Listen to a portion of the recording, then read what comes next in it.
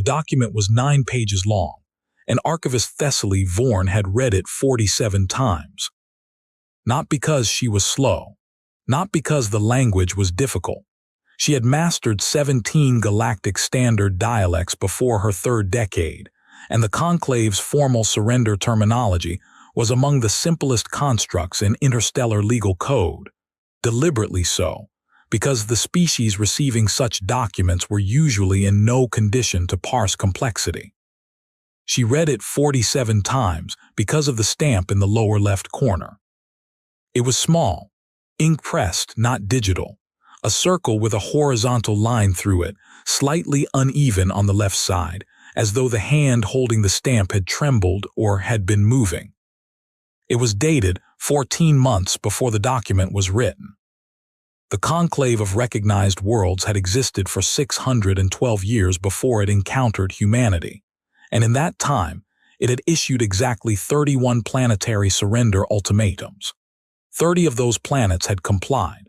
The 31st no longer existed as a continuous landmass, which the Conclave's historical record noted with the administrative neutrality of a species that considered itself beyond the messiness of emotion. Thessaly was not supposed to feel anything reading those records. She was an archivist, which in Conclave taxonomy meant she was a processor of information, a biological filing system given legs and clearance credentials.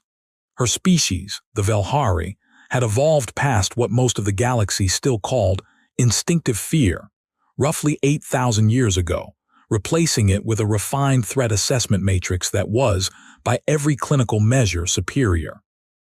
She was feeling something now that her threat assessment matrix had no category for. Vorn, the voice came from behind her, clipped and precise. Senior Administrator Kalos Drev moved into the archive room with the unhurried confidence of someone who had never once in his life been surprised by anything. He was tall even by Velhari standards, his secondary eyelids half closed against the archive's harsh cataloging light. "You've been in here for 6 hours." "I'm aware." The Council's transmission to Earth was confirmed delivered 40 minutes ago. The human government has until the next planetary rotation to respond. He paused, studying her posture. "This is procedural, Vorn. It is straightforward." She placed her finger on the stamp in the lower left corner. "Then explain this." Drev looked at it. His secondary eyelids opened fully, a Velhari reflex associated with genuine attention, not performance. He said nothing for 11 seconds. "That," he finally said, "is a clerical error. It is dated 14 months ago." Clerical error. Kalos. She had not used his first name in 4 years of professional association. He noticed. The stamp is from Human Coordinator Yale Morin's office, her personal office. The circle and line symbol is a human notation I've seen in exactly 3 other documents in this archive. All 3 were internal human communications. All 3 were written after asterisk events that, at the time they were written, had not yet occurred. The silence this time lasted longer. "You're suggesting a human bureaucrat stamped a surrender document 14 months before we wrote it." "I'm suggesting someone in Coordinator Morin's office used this specific symbol, at this specific date, in a context I cannot yet read, and that I don't think it's a clerical error." Drev straightened. The confidence was still there, but it had shifted slightly in texture, the way light shifts when a cloud moves across it without anyone noticing the cloud first. "She's one person, Vorn, with one office, on a planet that has been under conclave economic restriction for 2 standard years and military quarantine for 7 months. Whatever she stamped, 14 months ago or otherwise, it does not change the situation." He left. Thessaly looked back at the stamp. There were 3 open mysteries now, pressing against each other in her mind like tectonic plates. What the symbol meant, why it was dated before the document existed, and the one that disturbed her most, the one she hadn't said out loud because saying it would make it real. Why, in all 47 readings of the surrender document, The tone of it felt less like a demand and more like an asterisk response.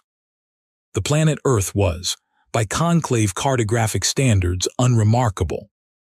Single star, one large moon of unusual proportional size relative to the planet, a fact the conclave xenobiologists had noted in passing as a curiosity, possibly relevant to tidal biology, nothing more.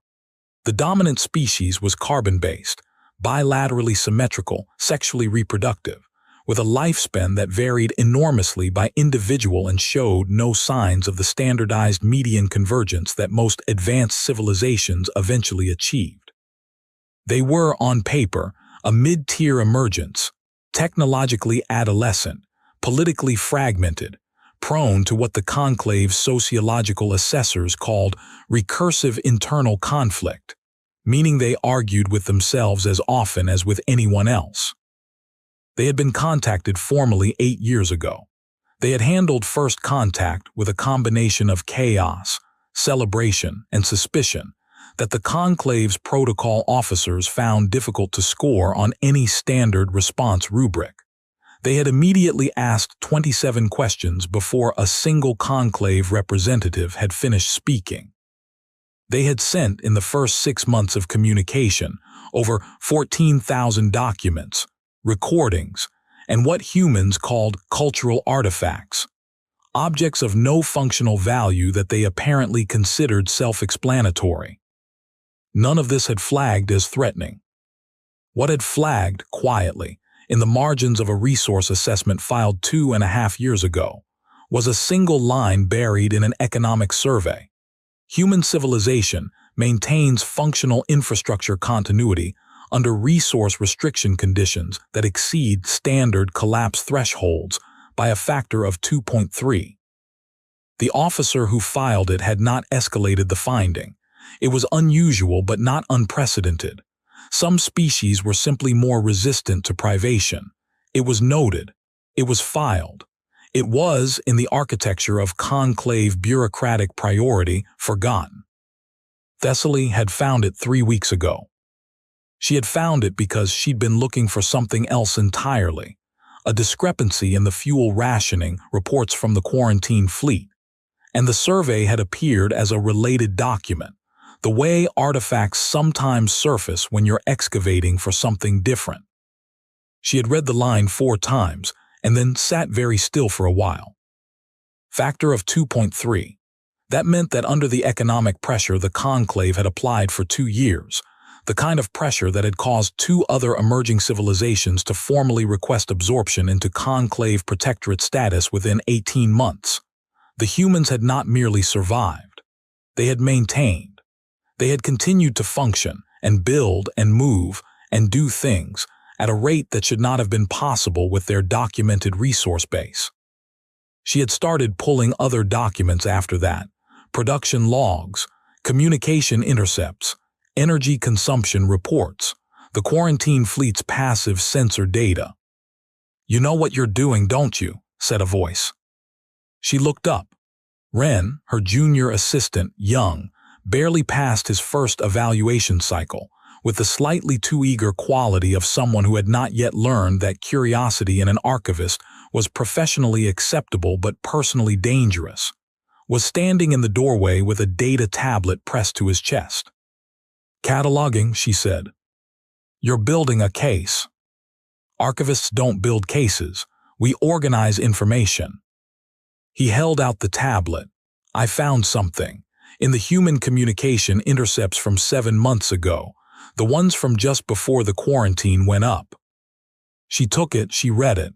She placed it very carefully on the desk.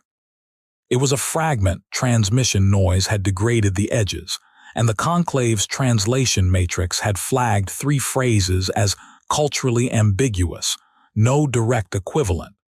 But the core of it was legible. It was a message from a human military coordinator to what appeared to be a civilian infrastructure team. The message said, "Timeline confirmed. Proceed as discussed. They'll give us the document in approximately 14 months. 14 months. The same number on the stamp. the same number now burning a hole in the center of Thessaly Vorn's threat assessment matrix. Kalos Drev was wrong. This was not a clerical error. This was not coincidence. Someone on Earth had known, 14 months before it was written, that the Conclave would issue a surrender document, had known not just that pressure was coming, but the specific asterisk form it would take, down to the category of legal instrument. And they had stamped a piece of paper with a symbol she couldn't read yet, and started a timeline. The third question, the one she hadn't said aloud, became a fourth, larger question now, and the fourth question was this. If the humans knew this was coming, what did they do with 14 months? The Council's response window closed without reply from Earth. This was procedurally expected. Defiant species rarely replied immediately. The Conclave's protocol officers had seen silence used as a posturing mechanism dozens of times, a performance of resistance meant to extract better terms before the inevitable capitulation. Fleet Admiral Ashen, commanding the quarantine force from his flagship at the edge of Earth system, had seen it twice in his personal career and described it, in his log, as asterisk predictable theater. He was about to begin drafting the notification for escalated pressure, Phase 2, which involved moving 3 cruisers from quarantine perimeter to visible orbital range over Earth's most populated regions, when his communications officer made a sound that had no Velhari equivalent and was best translated as the noise a mind makes when it encounters something it cannot file. Admiral, I'm receiving a transmission from the planetary surface. From the human government. No, sir, a pause. From a single individual, civilian credentials. She's requesting to speak with you directly, by name. Ashen set down his stylus. By name. Yes, sir. She says, and I'm quoting directly, tell Admiral Ashen that Coordinator Morin would like to speak with him before he moves those cruisers. Tell him it will save time for everyone involved, including him. The room was quiet. She knew about the cruisers, said the tactical officer slowly. We hadn't announced the Phase 2 order. We hadn't transmitted anything about the cruisers. Ashen was already reaching for the communication line. Not because he was afraid. He would have disputed that characterization with some energy if anyone had suggested it. But because a species that couldn't answer a surrender document had apparently just read his operational notes. Patch her through. The woman who appeared on screen was not what he had expected. Conclave briefing files on human leadership tended toward formal imagery, dignified postures, ceremonial settings, the visual grammar of authority that most civilizations defaulted to when communicating upward. Yale Morin was seated at what appeared to be a kitchen table. There was a cup of something warm near her hand. She was perhaps 50 years old by human reckoning, which Ashen's briefing files noted was approximately the midpoint of an average human lifespan, not the end of it. And she was looking at him with an expression his behavioral analysis suite categorized, after a 3-second delay, as asterisk calm, possibly comfortable. Admiral Ashen, she said, thank you for taking my call. Coordinator Morin. He kept his voice level. You are aware that your government has failed to respond to a formal conclave surrender instrument within the designated window. We're aware. And you understand that this triggers escalation protocol. We do. She picked up her cup, drank from it, set it back down with the easy deliberateness of someone who was not, in any way that he could detect, performing calm. She simply was calm. Admiral, I want to ask you something, and I want you to understand that I am asking in good faith because I think it will change the shape of this conversation significantly. Ask. When your fleet arrived at our system boundary 7 months ago, when you established the quarantine, what did your sensors show in our outer orbital manufacturing zones? A pause. He knew the answer. Everyone on the bridge knew the answer. The outer manufacturing zones had been essentially empty. A few construction platforms, minimal activity, nothing that flagged as military or strategically significant. It was one of the reasons Phase 2 had been deemed safe to escalate. A species with empty orbital manufacturing wasn't building weapons. "Minimal activity," he said. She nodded as if he had confirmed something. "That's right, and what do your sensors show now?" He looked at his tactical officer. The tactical officer looked at her screens. Her secondary eyelids opened completely. "Admiral," she said, in a voice that had gone very careful and very quiet, "the outer orbital zones they're not empty." Thessaly Vorn was still in the archive when the tactical report came through. She read it 3 times, not 47, just 3, because 3 was all she needed. Over the course of 7 months of quarantine, while Conclave sensors had passively swept Earth's outer orbital manufacturing zones and logged them as strategically irrelevant, the humans had quietly, incrementally, in patterns that read on sensors as maintenance activity and routine logistics, assembled something. Not weapons. That was the first assumption, and it was wrong. What they had built was a communications array. Specifically, a relay network that used the quarantine fleet's own positioning geometry as triangulation points, meaning the Conclave ships, by maintaining their quarantine stations, had Asterisk helped calibrate the array without knowing it. The array was already active. It had been transmitting for Thessaly checked the timestamp, 6 days. "Transmitting what?" she said aloud to no one in particular. Wren appeared from behind a filing column. "To the Conclave member worlds, all of them, simultaneously," he paused. "In Conclave Standard, all 17 dialects." She stared at him. Coordinator Morin's office drafted it.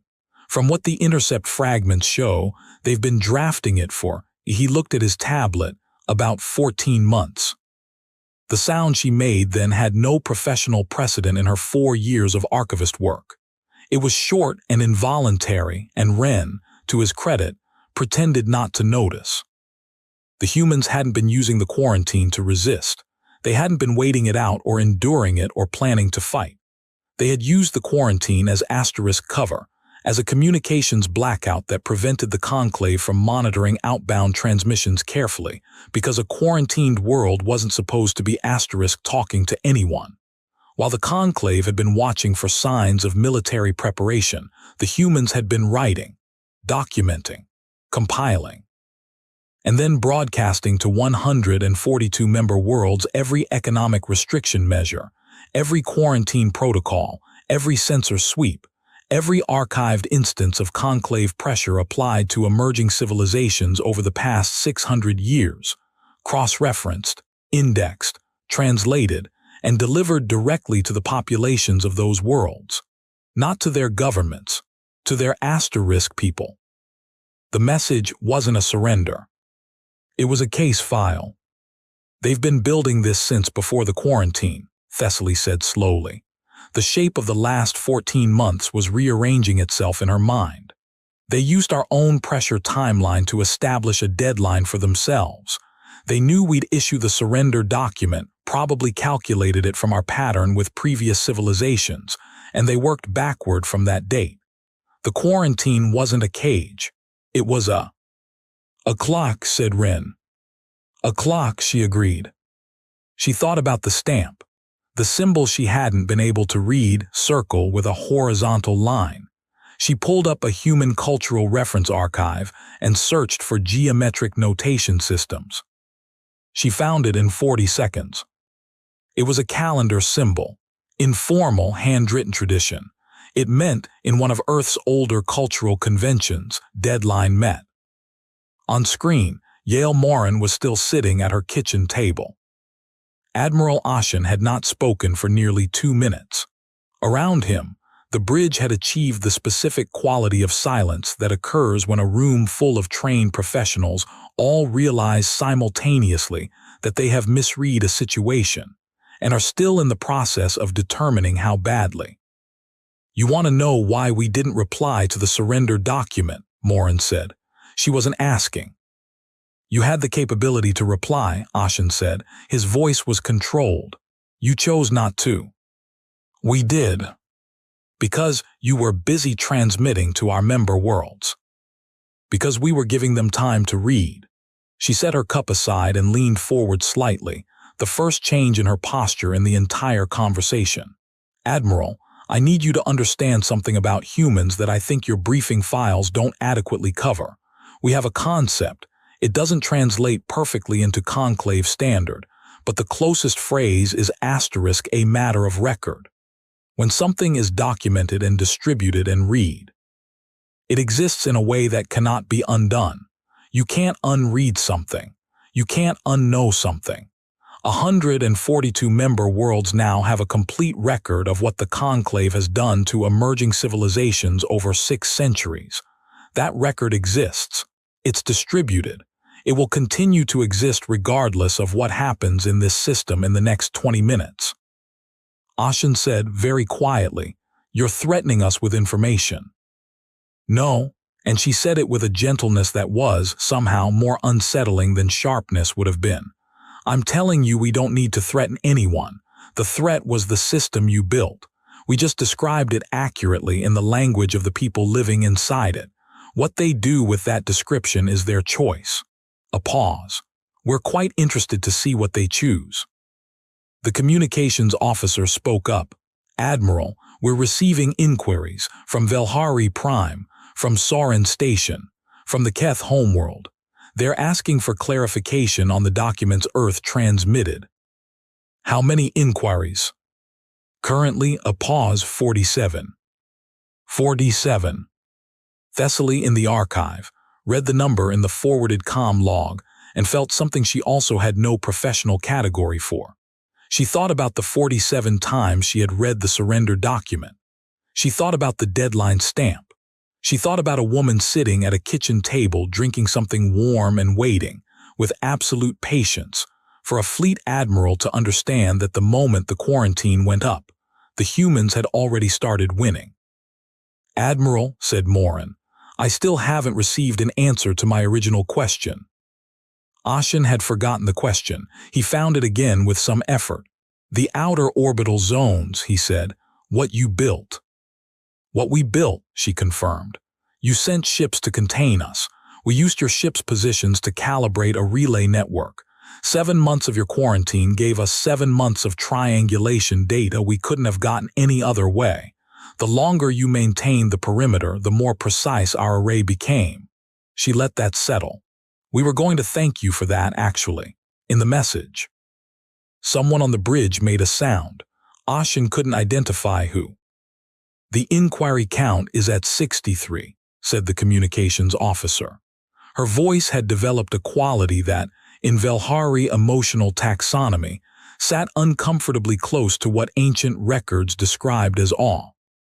The next 8 hours were not documented in conclave official records. They existed only in archive logs that Thessaly Vorn accessed later, much later, and read with the particular attention she reserved for things that the official record had decided not to see. What happened was this. The Council, receiving word of the transmissions and the mounting inquiries from member worlds, convened an emergency session. The emergency session produced, in rapid succession, 3 draft responses, 2 competing legal interpretations of the surrender instrument's validity under current conditions, and 1 formal proposal to simply increase military presence and proceed with escalation regardless. The third option found no consensus, not because the military capacity wasn't there, it was, but because 47 had become 112 had become 231, and the inquiries were no longer just asking for clarification. They were asking questions, real ones, the kind of questions that, once asked by enough people in enough places, tend to develop structural consequences. And that was the moment, in a council chamber on a space station 4 light hours from Earth, that someone finally said what Thessaly had been thinking for 3 weeks. "They weren't trying to survive the quarantine," said Counselor Dreving, an elderly Sauron with the flat, evaluating affect of someone who had spent 60 years watching civilizations make choices. She said it to the room at large, without apparent emotion. They were using it. They needed 6 months to build the array to specifications. They needed a communications blackout to prevent us from monitoring the transmissions before launch. They needed a hard deadline to coordinate their drafting teams globally across 17 translation groups. They needed us. She paused. They designed a situation in which everything we did to stop them was a resource they could use, and we gave them everything they needed on schedule because we were following our own protocol. The room was quiet. We followed our own protocol, she said again, with the emphasis in a different place, and it was the protocol that lost. Yale Morin did not sleep that night. This was not unusual. She had not slept well in approximately 14 months, not since the night she'd sat in her office with her team of 11 people and said, quietly, "Here's what I think we can do," and watched their faces move through the sequence of disbelief, calculation, and then, one by one, the particular stillness that comes when people decide to try something that might not work. "You should sleep," said her aide Daria from the doorway. 26 years old, relentlessly competent, never slept enough herself. "It's done." "It's not done," Morin said. "The council hasn't responded." "The council is going to respond. You know they are." "I know they're going to. I don't know what they're going to say." She turned from the window. Earth's night was soft around them, city lights below diffuse in thin cloud. There's a version where they escalate anyway, where they decide that setting a precedent matters more than the political cost. Daria, there's always a version where they escalate anyway. Daria was quiet for a moment. Then, we factored that in. "I know. If they escalate, the record's already out. That doesn't change." "I know." Morin turned back to the window. "I'm not worried about the record. I'm worried about us, about what it would cost." Another silence. It was the kind of silence that happens between people who have worked very close to a terrible possibility for a long time and have agreed, by mutual and unspoken consent, not to look at it directly. "What do we do if they escalate?" Daria finally asked. "We don't surrender," Morin said. It wasn't heroic the way she said it. It was just a fact the way the weather is a fact. We've already accounted for it. We stay functional. We stay distributed. We make every action they take into another document for the record, and we keep going. "How long?" Morin thought about the 14 months. She thought about 11 people in a room deciding to try. She thought about the hundreds of thousands of people who had worked on the array, the translations, the distribution architecture, most of them not knowing the full shape of what they were building, because you cannot brief an entire civilization on a covert strategy, but you can give individual people individual pieces of work that genuinely needs doing and trust that they will do it well. "As long as it takes," she said. "That's not an inspiring answer, it's just the true one." The council's response arrived not as a transmission to the human government, but as an internal directive, which was itself, Thessaly noted, a choice. A formal transmission to Earth would have been a communication between equals or near equals. An internal directive was the council talking to itself about a situation it hadn't yet decided how to classify. The directive suspended the surrender ultimatum pending structural review. Those two words, structural review, meant, in conclave legal language, that the instrument was in a state of indefinite pause, not withdrawn, not enforced, suspended in a bureaucratic no-man's land that had, in practice, only ever been used in one previous instance, when a member world had filed a procedural challenge that the council lacked immediate grounds to dismiss. The humans hadn't filed a procedural challenge. They had done something the conclave's legal framework had no category for. They had made the enforcement of the instrument politically costly to every member of the body meant to enforce it, simultaneously, before enforcement could begin. Thessaly added the directive to the case file she was building. She was still calling it cataloging. Wren had stopped correcting her.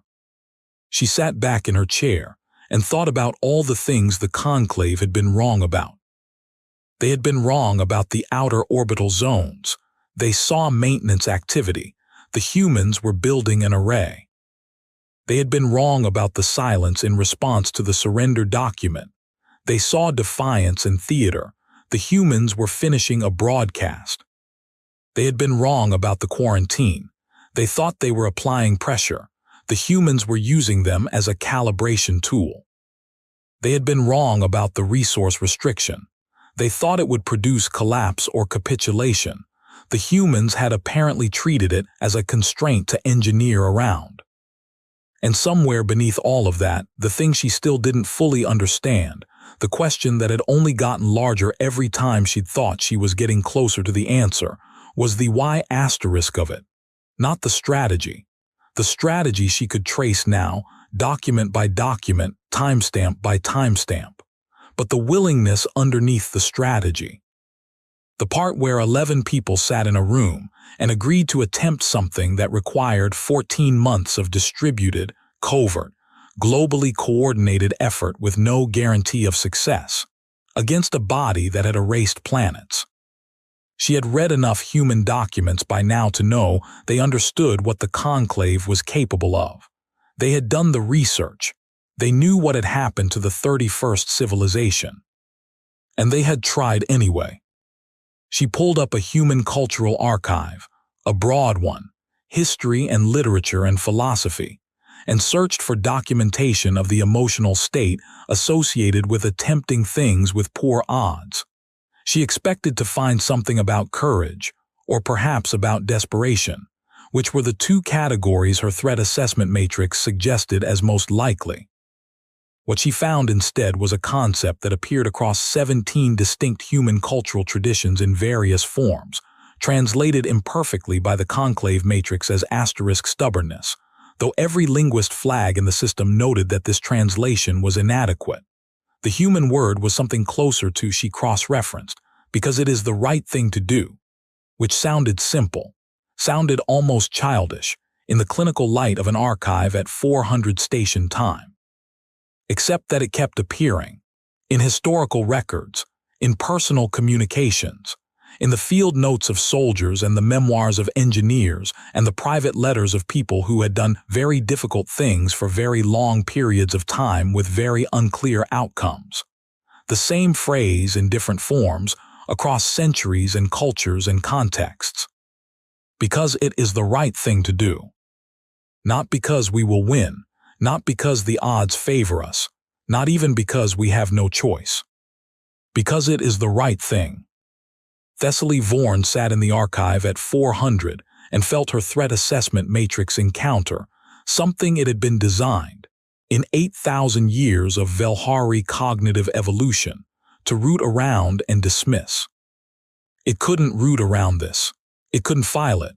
It couldn't find a category that made it legible without also making it terrifying. 6 weeks later, the Council issued a formal communication to Earth. Not a surrender instrument, not a directive, a communication, the language used between recognized parties. Thessaly filed it with steady hands and made a note of the date. The communication proposed a renegotiation of Earth's status within the Conclave framework. It used careful language about integration timelines and emerging world accommodations, the language of bureaucracy finding a dignified path away from a position it could no longer hold. Morin read it at her kitchen table. Daria was there. Neither of them said anything for a while. Then Morin said, "Get me the full team, the 11, I want us all in the same room." For what? Because they deserve to hear it together.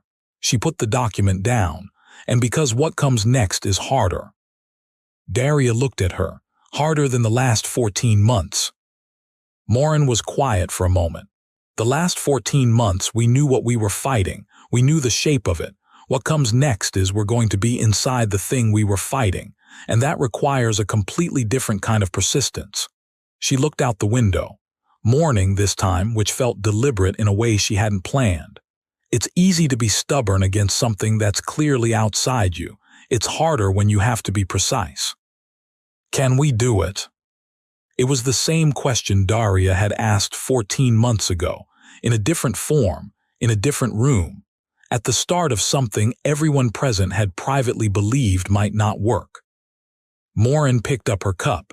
We already did something they said was impossible. I see no reason to stop now. In the archive, Thessaly Vorn completed the case file. She labeled it with the only title that seemed accurate, given everything she'd found. She did not submit it through standard channels. She sent it directly to every department head in the Conclave's Emerging Worlds Bureau, copied to the Council's Public Record Archive, flagged for mandatory reading in the Protocol Officer Training Program. The case file documented 31 ways the Conclave had misread Earth. 31 specific instances, with timestamps and source materials and cross-references, in which standard conclave assessment tools had produced conclusions about humanity that were demonstrably, measurably, systematically wrong. It ended with a single concluding note, not analysis, not recommendation, just observation. This species does not operate from a calculation of probable success. Standard models assume civilizations act when success is likely and yield when it is not. Humans appear to operate from a different primary variable. The closest conclave equivalent is the concept of correct action regardless of outcome, but this translation is insufficient. What their own records suggest is simpler and more difficult. They continue because stopping has not occurred to them as the obvious option. Every assessment tool we possess is built on the assumption that rational actors yield to superior force when the cost of resistance exceeds the probability of success. This assumption may not apply. Recommend complete methodology review for all emerging world assessments, beginning immediately. The existing framework was not built to evaluate a species that has not yet decided what is impossible. She signed it with her name and her title, and then, after a moment, added one more line.